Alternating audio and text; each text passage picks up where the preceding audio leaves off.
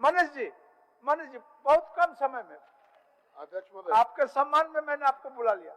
बहुत बहुत धन्यवाद अध्यक्ष महोदय। ये मामला थैलीसीमिया और हेमोफीलिया के जो पेशेंट्स हैं, बच्चे हैं, उनसे रिलेटेड है।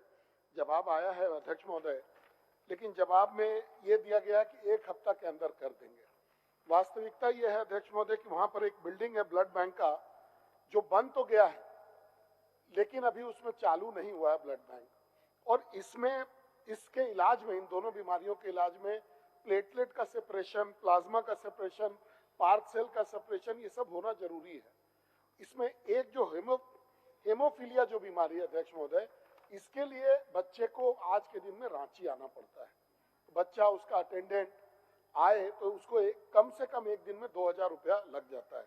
तो मेरा इतना ही आग्रह था कि ये जो ब्लड बैंक है वो चालू हो जाए, उसमें ब्लड सेपरेशन का जो काम है वो चालू हो जाए, और एक ही जगह पर थैलेसीमिया का और हेमोफीलिया का इलाज का जो सेंटर है वो वहां पे बन जाए। इतना ही मेरा आग्रह था। आपने जवाब दिया कि एक हफ्ता में चालू करा देंगे, लेकिन ये पार्शियल चालू होगा माननीय मंत्री महोदय। जब तक ब्लड बैंक में ब्लड सेपरेशन का काम चालू नहीं हो जाएगा तब तक पूरी तरीके से इसका इलाज नहीं। तो खाली आप इतना ही बता दीजिए कि कब तक ये दोनों काम हो जाएगा और कब हजारीबाग के बच्चों को इसके इलाज के लिए रांची नहीं आना पड़ेगा। बस इतना ही छोटा सा। माननीय मंत्री जी जवाब देने।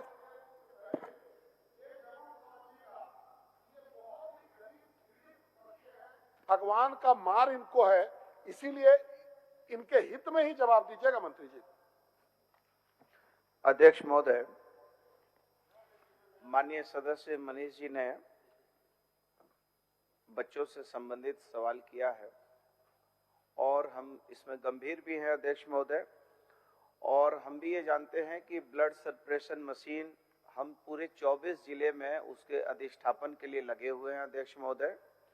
क्योंकि ब्लड तो बनाया नहीं जा सकता है, तो ब्लड को बर्बाद नहीं हो इसके लिए हम लोग उसको 4 कंपोनेंट में बांटते हैं, आरबीसी, डब्ल्यूबीसी, प्लेटलेट, प्लाज्मा।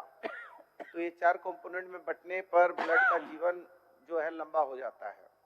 तो सरकार पूरे 24 जिले में ब्लड सेपरेशन मशीन लगाने के लिए वचनबद्ध है और हमने इसको लेकर केंद्रीय स्वास्थ्य मंत्री जी से भी बातचीत किया था।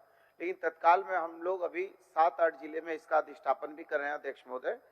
और जहां तक थैलेसीमिया की बात है तो हम लोग इसमें डे केयर यूनिट जो है वो जल्दी 1 सप्ताह में हम लोग लागू कर देंगे, चालू कर देंगे। और जो इनका ब्लड सेपरेशन की बात है इसको भी हम जल्दी ही चालू करने पर प्रयास करेंगे। क्योंकि अध्यक्ष महोदय इस पे हम लोग विशेष करके ध्यान दे रहे हैं कि जो हमारे एनएच के इलाके हैं, जो जहां पर खून की कमी के कारण लोगों की मौत होती है, तो वैसे जिलों को हम प्राय जो है प्रायोरिटी में रख के कर रहे हैं।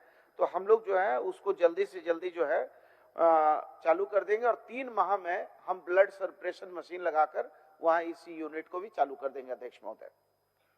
चलिए, धन्यवाद मंत्री जी।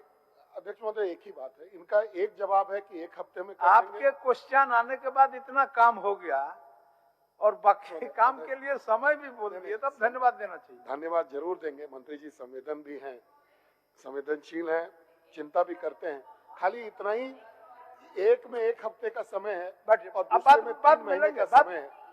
दोनों जब तक नहीं होगा तब तक इलाज संभव नहीं है, तब तक बच्चों को रांची आना ही पड़ेगा। तो इफेक्टिवली ये 3 महीना, मेरा आग्रह है कि 3 महीना से अगर थोड़ा पहले अगर ये हो सकेगा तो गरीब बच्चों का।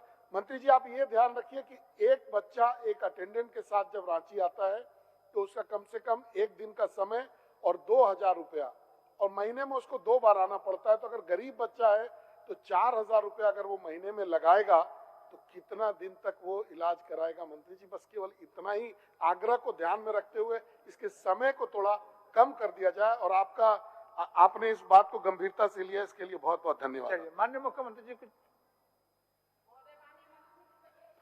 अब बोल लीजिए आप। एक मिनट मुख्यमंत्री जी सुनिए लीजिए इनका। महोदय, ये जो हीमोफीलिया के पेशेंट होते हैं महोदय, तो वो परिवार बिल्कुल गरीब हो जाता है क्योंकि ये लगातार उसका इलाज चलता है महोदय। अभी रांची में आप फिजिशियन है ना? फिजिशियन है महोदय, प्लीज फैक्टर 9 और फैक्टर 7 के कमी के कारण महोदय ये रांची में भी कई पेशेंट की डेथ हो चुकी है। तो माननीय मंत्री जी से एक आग्रह करेंगे महोदय कि वो फैक्टर 9 और फैक्टर 7 रांची में भी कमी है, तो अगर पेशेंट कहीं से रांची आते हैं तो उनको ये उपलब्ध नहीं हो पा रहा है, कृपया करके ये हॉस्पिटल में उपलब्ध करा।